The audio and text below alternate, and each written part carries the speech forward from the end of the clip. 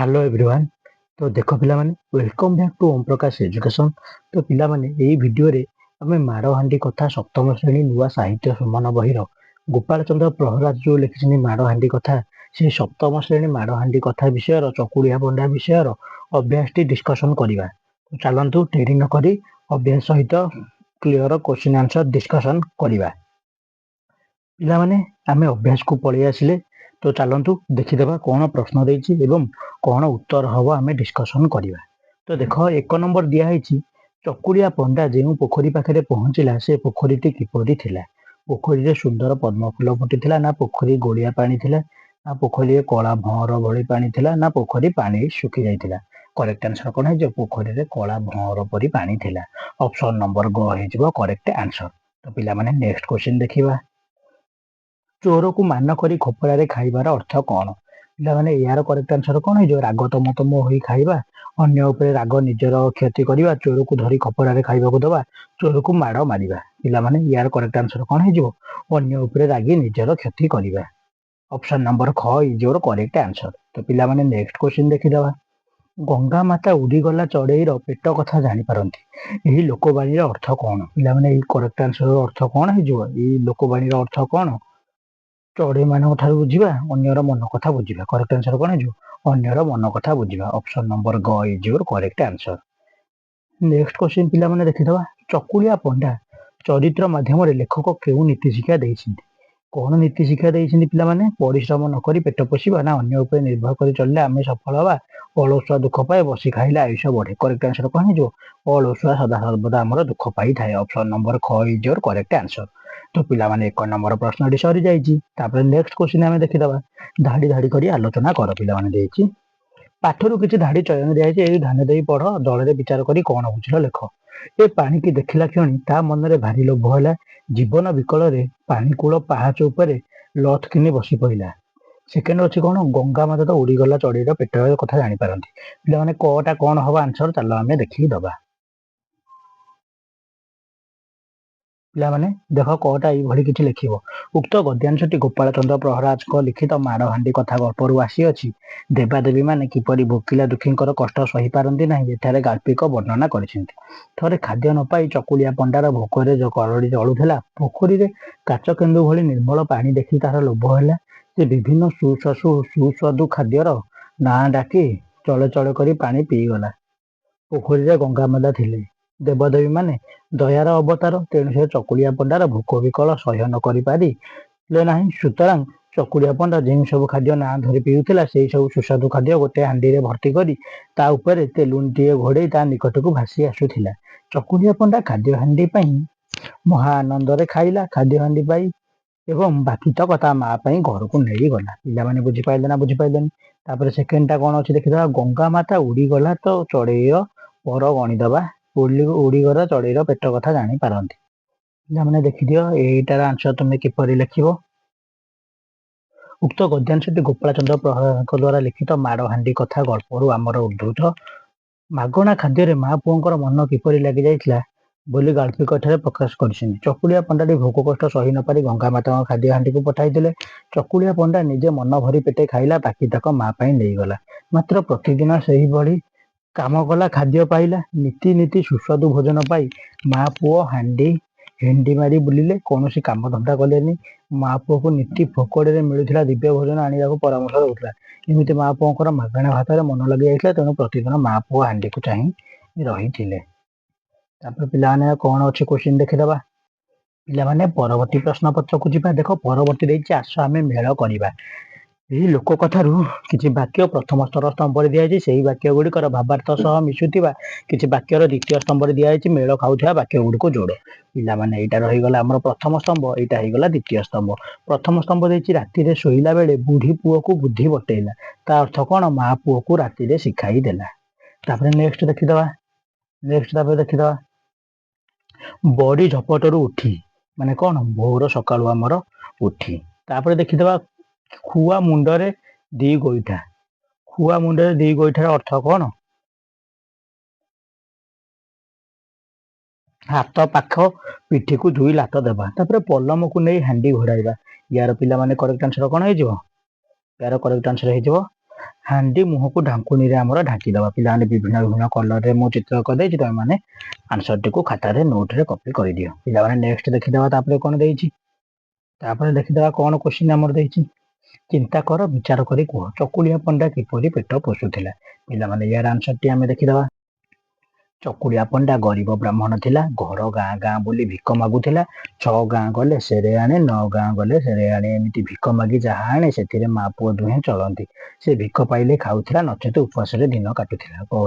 ଚକୁଳିଆ ପଣ୍ଡା ଏଇଭଳି ଭାବରେ ନିଜର ପେଟ ପୋଷୁଥିଲା। ତାପରେ ପରବର୍ତ୍ତୀ ପ୍ରଶ୍ନ ଦେଖିଦେବା। 6 ନମ୍ବର ପ୍ରଶ୍ନ ଦେଇଛି, ଚକୁଳିଆ ପଣ୍ଡା କାନ୍ଦି ବୋବାଇ ପଳେଇ ଆସିଲା କାହିଁକି। ଆନ୍ସର ଦେଖିଦେବା। ୟାର କରେକ୍ଟ ଆନ୍ସରଟି ହେଇଯିବ, ଚକୁଳିଆ ପଣ୍ଡା ପ୍ରତିଦିନ ଭିକ୍ଷା କରି ପେଟ ପୋଷେ। ଯେତେବେଳେ ଯାହା ମିଳେ ସେଥିରେ ମା ପୁଅ ଦୁହେଁ କୌଣସି ମତେ ଚଳିଯାଆନ୍ତି। କିନ୍ତୁ ଦୁର୍ଭାଗ୍ୟର କଥା, ଦିନେ ସେ କେତେ କୁଆଡେ ବୁଲିଲା, ହେଲେ ପୋଷେ ଚାଉଳ ଭିକ ମିଳିଲା ନାହିଁ। ଲୋକେ ଭିକ ଦେବେ କଣ, ଗାଁ ପିଲାଏ ଟେକା ବୋଲ ଫୋପାଡ଼ି ତାକୁ ଗାଁରୁ ତଳିଦେଲେ ଏବଂ ସେ କାନ୍ଦି ବୋବାଳି ହେଇକି ପଳେଇ ଆସିଲା। ତାପରେ ପରବର୍ତ୍ତୀ ପ୍ରଶ୍ନ ଦେଖିଦେବା। ପରବର୍ତ୍ତୀ ପ୍ରଶ୍ନ ଦେଇଛି 9 ନମ୍ବର ପ୍ରଶ୍ନ, ଗଙ୍ଗା ମାତା କେଉଁଠାରେ ଥିଲେ। ଚାଲନ୍ତୁ ୟାର ଆନ୍ସର ଦେଖିଦେବା।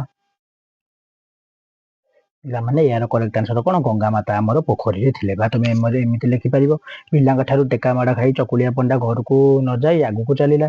ସେ ବାଟରେ ସୁନ୍ଦର ପଦ୍ମ ପୋଖରୀଟିଏ ଦେଖିଲା, ସେଥିରେ କଳା ଭଅଁର ପରି ପାଣି। ପୋଖରୀ ଚାରିପାଖରେ ଯାକ ଶଙ୍ଖ ମଲମଲ ପଥରରେ ପାହାଚ ତିଆରି ହୋଇଥିଲା। ସେହି ପୋଖରୀଟିରେ ଆମର ଗଙ୍ଗା ମାତା ଥିଲେ। ତାପରେ ପରବର୍ତ୍ତୀ ପ୍ରଶ୍ନ କଣ ଦେଇଛି ଦେଖିଦେବା।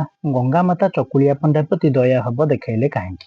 ପିଲାମାନେ ୟାର କରେକ୍ଟ ଆନ୍ସର ଚାଲନ୍ତୁ ଦେଖିଦେବା। ପିଲାମାନେ ୟାର ଆନ୍ସରଟି ତମେ ଏଇଭଳି ଲେଖିପାରିବ, ଚକୁଳିଆ ପଣ୍ଡା ଭୋକରେ ଡହଳ ବିକଳ ହେଉଥିଲା। ଗାଁ ପିଲାଙ୍କ ଠାରୁ ମାଡ଼ ଗାଳି ଖାଇ ଚକୁଳିଆ ପଣ୍ଡା ମନ ଦୁଃଖରେ ଆଗକୁ ଯାଇ ପଦ୍ମ ପୋଖରୀ ପାଖରେ ପହଞ୍ଚିଲା। ଭୋକ ବିକଳରେ ପୋଖରୀରେ ପାଣିକୁ ଭାତ ଖାଉ, ଡାଲି ଖାଉ, ମହୁର ଖାଉ, ଦୁଧ ଖାଉ, ଆମ୍ବିଳ ଖାଉ ଭାବି ପିଇ ଯାଇ ନିଜ ପେଟର କ୍ଷୁଧା ମେଣ୍ଟାଇବାକୁ ଚେଷ୍ଟା କରୁଥିଲା। ଗଙ୍ଗା ମାତା ଚକୁଳିଆ ପଣ୍ଡାର ଏ ଦୁଃଖ ସହିପାରିଲେ ନାହିଁ, ତେଣୁ ସେ ଗଙ୍ଗା ମାତା ଚକୁଳିଆ ପଣ୍ଡା ପ୍ରତି ଦୟା ଭାବ ଦେଖାଇଲେ। ତାପରେ ପରବର୍ତ୍ତୀ ପ୍ରଶ୍ନ ଦେଖିଦେବା। ଚକୁଳିଆ ପଣ୍ଡା ହାଣ୍ଡିରେ କଣ ଦେଖିଲା। ପିଲାମାନେ ୟାର କରେକ୍ଟ ଆନ୍ସର ଚାଲନ୍ତୁ ଦେଖିଦେବା। ଚକୁଳିଆ ପଣ୍ଡା ହାଣ୍ଡିରେ କଣ ଦେଖିଲା।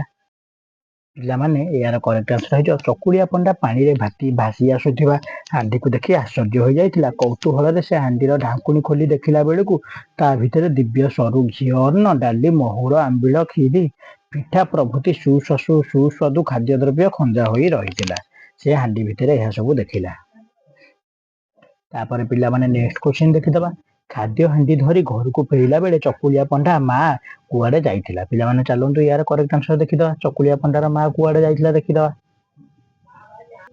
ପିଲାମାନେ ୟାର ଆନ୍ସରଟା ହେଇଯିବ, ଚକୁଳିଆ ପଣ୍ଡା ଖାଦ୍ୟ ହାଣ୍ଡି ଧରି ଘରକୁ ଫେରିଲା ବେଳେ ତାର ମା ଘରେ ନଥିଲା। ସେ ସବୁଦିନ ପରି ଗାଁ ଭିତରକୁ ଦୁଃଖ ଧନ୍ଦା କରିବାକୁ ଯାଇଥିଲା। ତାପରେ ପରବର୍ତ୍ତୀ ପ୍ରଶ୍ନ ଦେଖିଦେବା। ଚୋରମାନେ ସିନ୍ଦୁକଟିଏ କେଉଁଠାରେ ରଖିଥିଲେ। ପିଲାମାନେ ୟାର କରେକ୍ଟ ଆନ୍ସର କଣ ହେଇଯିବ ଦେଖିଦେବା। ଚୋରମାନେ ସିନ୍ଦୁକଟିଏ କେଉଁ ଗାଁରୁ ଆଣି ଚୋରେଇ ଆଣି ସେହି ଦ୍ରବ୍ୟକୁ ବାଣ୍ଟି ରଖିବା ପାଇଁ ଚକୁଳିଆ ପଣ୍ଡା ମାର ବାରି ଦୁଆରରେ ରଖିଥିଲେ। ପିଲାମାନେ ଏହି ପ୍ରଶ୍ନପତ୍ର କ୍ୱେଶ୍ଚିନ୍ ନମ୍ବରଟି ସରିଯାଇଛି। ପରବର୍ତ୍ତୀ ପ୍ରଶ୍ନପତ୍ର ଦେଖିଦେବା କଣ ଦେଇଛି। ଅନୁମାନ ଓ କଳ୍ପନାରୁ ତୁମେ ଦଳ ସାଙ୍ଗମାନେ ମିଶି ଆଲୋଚନା କରି ଲେଖିବ। ଯଦି ଚକୁଳିଆ ପଣ୍ଡା ଗୋଟିଏ ଦିନ ପାଇଁ ଗଙ୍ଗା ମାତାଙ୍କ ଠାରୁ ଖାଦ୍ୟ ହାଣ୍ଡି ନେଇଥାନ୍ତା, ତାହେଲେ ତାର ପରିଣାମ କଣ ହୋଇଥାନ୍ତା। ଗୋଟିଏ ଦିନ ପାଇଁ ନେଇଥାନ୍ତା, ତାହେଲେ ସେ ଏଇଭଳି ମାଡ଼ ଗାଳି ଖାଇବାକୁ ପଡିନଥାନ୍ତା। 6 ନମ୍ବର ଦେଖିଦେବା। ଗଙ୍ଗା ମାତା ବିଚାର କରି ମାଡ଼ ହାଣ୍ଡି ଯଦି ଦେଇନଥାନ୍ତେ, ତାହେଲେ ଶେଷ ଫଳ କଣ ହୋଇଥାନ୍ତା। ତାହେଲେ ମାଡ଼ ହାଣ୍ଡି ଦେଇନଥିଲେ ଚକୁଳିଆ ପଣ୍ଡା ମାଡ଼ ଆଉ ଖାଇପାରିନଥାନ୍ତା। ଫଳରେ ସେ ସର୍ବଦା କର୍ମକୁ ଡରି ରହିଥାନ୍ତା, କର୍ମ କରିନଥାନ୍ତା। 9 ନମ୍ବର ଦିଆହେଇଛି, ମା ଯଦି ମାଡ଼ ହାଣ୍ଡିରେ ପଲମ ଢାଙ୍କି ନଥାନ୍ତେ, ତାହେଲେ କଣ ଅସୁବିଧା ହୋଇଥାନ୍ତା। ତାହେଲେ ବହୁତ ଅସୁବିଧା ହେଇଥାନ୍ତା। ମାଡ଼ ଗୁଡ଼ିକ ଉଡ଼ି ଯାଇଥାନ୍ତା ଏବଂ ଚକୁଳିଆ ପଣ୍ଡା ମାଡ଼ ଖାଇ ପାରିନଥାନ୍ତା। ତାପରେ ନେକ୍ସଟ ଦେଖିଦେବା। ଗଙ୍ଗା ମାତା ମା ଓ ପୁଅକୁ ଏପରି କଷ୍ଟ ଦେବାର ଉଦ୍ଦେଶ୍ୟ କଣ ଥିଲା। କାରଣ ମା ପୁଅ ମାଗଣାରେ ଖାଇ ଖାଇ ଅକର୍ମ ହୋଇଯାଇଥିଲେ, କୌଣସି କାମକୁ କରୁନଥିଲେ। ତେଣୁ ଯଦି ଏପରି ହୋଇଥାନ୍ତା, ତାହେଲେ ସେମାନେ ଆଉ କାମ କରି ନଥାନ୍ତେ, ଅନ୍ୟ ଉପରେ ନିର୍ଭର କରି ଖାଇଥାନ୍ତେ। ତାପରେ ପିଲାମାନେ ଦିଆହେଇଛି, କବାଟ ସହିତ ସମ୍ପର୍କ ଥିବା ଶବ୍ଦ ଗୁଡ଼ିକୁ ନିଜ ଅନୁସାରେ ଲେଖ। ଜଞ୍ଜିର ଲଗାଇବା, ଆଉ କଣ ହବ। କବାଟ ଖୋଲା ରଖିବା, ଆଉ କଣ ହବ। କବାଟ ବନ୍ଦ କରିବା, ଆଉ କଣ ହବ। କବାଟରେ ତାଲା ଲଗାଇବା, ଆଉ କଣ ହବ। କବାଟର କାଚ ଗୁଡ଼ିକୁ ଦେଇଦେବା, ଆଉ କଣ ହେଇପାରିବ କବାଟରେ ଡୋର ସ୍କ୍ରିନ୍ ପକାଇବା। ପିଲାମାନେ ଏଇଭଳି ତୁମେ ମାନେ ଲେଖିପାରିବ। ତ ପିଲାମାନେ ତାପରେ ପରବର୍ତ୍ତୀ କଣ ଦେଇଛି ଦେଖିଦବା। ତାପରେ ପିଲାମାନେ ଲୋକ କଥାକୁ ଶୁଣାଇବା ଅଛି। ପିଲାମାନେ ଏରା କିଛି ଲେଖା ହବ ନାହିଁ। ପରବର୍ତ୍ତୀ ଦେଖିଦବା କଣ ଦେଇଛି। ପରବର୍ତ୍ତୀ ପିଲାମାନେ କାରକ ବିଷୟରେ ଗୋଟେ ଛୋଟିଆ ଅଭ୍ୟାସଟେ ଦେଇଛି। ଚାଲ ଏଇ ଛୋଟିଆଟାକୁ କରିଦବା। ପିଲାମାନେ ଦେଖ ସେଠାରେ ଗଙ୍ଗା ମାତା ଥାଆନ୍ତି। କାରକ ଲଗାଇବା ସେଠାରେ ହବ। ତାପରେ 2 ନମ୍ବର ଦେଇଛି ଏ ଚକୁଳିଆ ଡ୍ୟାସଟି ସିନା ଭୋକ ବିକଳରେ ଏମିତି ହଉଛି ଏ ଚକୁଳିଆଟି ସିନା। ତାପରେ ଦେଇଛି କାଳେ ହାଣ୍ଡି ଡ୍ୟାସ ମାଡ଼ ବାହାରିଲା। କାଳେ ହାଣ୍ଡିରୁ ମାଡ଼ ବାହାରିଲା ଭଳିଆ ସେ ସିନ୍ଧୁକରୁ ପୁଣି କିଛି ବାହାରେ। ତାପରେ ଦେଇଛି ଡ୍ୟାସ ଅବା ଅପୂର୍ବ। ପିଲାମାନେ ୟାର ଆନ୍ସର କଣ ହେଇଯିବ ତାଙ୍କୁ ଅବା କେଉଁ ଦରବ ଅପୂର୍ବ। ତାଙ୍କୁ ଏଠି ଲଗେଇ ଦବ। ତାପରେ ପିଲାମାନେ ଦେଖିଦବା। ପିଲାମାନେ ଅଭ୍ୟାସଟି ସମ୍ପୂର୍ଣ୍ଣ ହୋଇଯାଇଛି। ତାପରେ ଦେଇଛି ତୁମେ ଖୋଜିବା ପାଇଁ କିଛି ଦିଆଯାଇଛି। ତୁମେ ଇଣ୍ଟରନେଟରୁ ଲୋକ କଥା ଗୁଡ଼ିକ ସଂଗ୍ରହ କରି ନିଜ ପରିବାରଙ୍କ ଶିକ୍ଷକ ପାଠାଗାର ଲାଇବ୍ରେରୀ କିମ୍ବା ଇଣ୍ଟରନେଟରୁ ସଂଗ୍ରହ କର। ପିଲାମାନେ ଆଜି ଚକୁଳିଆ ପଣ୍ଡାର ଅଭ୍ୟାସଟି ସରିଯାଇଛି। ତ ପିଲାମାନେ ଚ୍ୟାନେଲକୁ ସବସ୍କ୍ରାଇବ କରିବା ସହିତ ଭିଡ଼ିଓଟିକୁ ଲାଇକ୍ କରିଦେବ, ସାଙ୍ଗମାନଙ୍କ ସହିତ ସେୟାର କରିଦେବ। ତ ଧନ୍ୟବାଦ। ଦେଖାହେବା ଆଉ ଗୋଟେ ଭିଡ଼ିଓରେ। Thank you. ଜୟ ଜଗନ୍ନାଥ।